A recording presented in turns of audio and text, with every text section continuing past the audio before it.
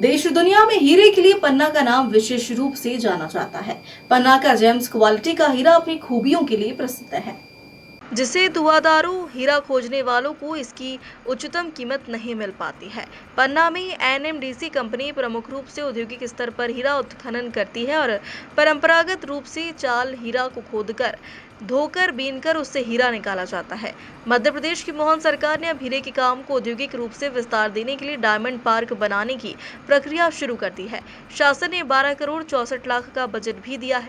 पन्ना collector Suresh Kumar ने जानकारी देते हुए कहा कि पन्ना के समीप जनकपुर गांव में 10 हेक्टेयर जमीन इस काम के लिए आरक्षित कर दी गई है।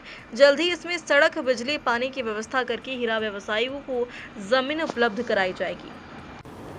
हाँ, हमारे ज़िले में जैसा विदित है कि डायमंड पूरे देश में हमारे ज़िले में ही निकल रहा है, तो यहाँ के कटिंग के, पॉलिशिंग के लिए यहाँ का हीरा सूरत अथवा अन्य शहरों में जाता रहा है और प्रयास ये रहा है कि यहाँ पे ही कटिंग पॉलिशिंग की इंडस्ट्रीज़ लगें।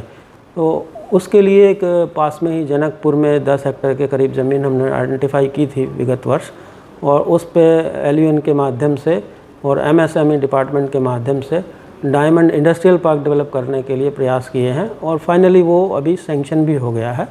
1264 लाख का लगभग उसमें इंफ्रास्ट्रक्चर का काम सैंक्शन हो गया है। एलयूएन वालों से, मेरे अधिकारियों से बात हुई है और कहा है मैंने कि जल्दी से जल्दी टेंडर लगा के और वो काम भी शुरू करें। उसके पश्चात प्लॉट आवंटन की कार्रवाई होगी। जो इच्छुक यहाँ के इंडस्ट्रियलिस्ट हैं इस काम में आगे आने वाले, उनसे भी चर्चा, हमारी मीटिंग हुई थी, तो वो लोग प्लॉट आवंटन करा के अपनी इंडस्ट्री एस्टेब्लिश करेंगे, तो निश्चित ही क्षेत्र को लाभ मिलने वाला है। रोजगार के अवसर भी बहुत बनेंगे, जो यहाँ के स्थानीय कारीगर भी हैं और जो इस व्यापार से जुड़े लोग हैं। निश्चित ही जो यहाँ के हीरा के से जुड़े जिस भी प्रकार के कारीगर हैं, कारोबारी हैं, उन सभी को इन फ्यूचर लाभ मिलने वाला है।